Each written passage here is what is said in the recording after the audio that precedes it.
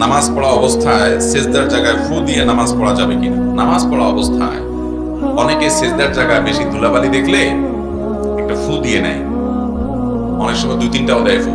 এই ফুটো দিয়া এরপরে সেজদা যায়। এরকম লোক আছে না? নেই?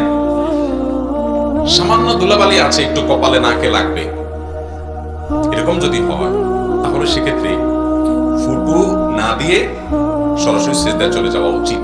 কারণ ফু দেওয়া এটা নামাজের ভেতরকার কাজ না বাইরের কাজ? নামাজের মধ্যে যা যা করা লাগে এর মধ্যে কি ফু দেওয়া বলতে কিছু আছে? নাই। তাহলে তো নামাজের কাজ না, এটা নামাজের বাইরের কাজ। নামাজের মধ্যে নামাজের বাইরের কাজ করা যাবে না। যদি বাইরের কোনো কাজ এমন হয় যেটা না করলে কোনো উপায় নাই, যেমন কথার কথা মশা একটা কামড় দিছে, এমন জোরে কামড় দিছে আর এমন ব্যথা যন্ত্রণা শুরু হয়েছে, জ্বালা শুরু হয়েছে যে ওই জায়গায় একটু না ডললে আপনার অনেক কষ্ট হয়ে যাচ্ছে, তাহলে হালকা করে একটা ডলা দেন।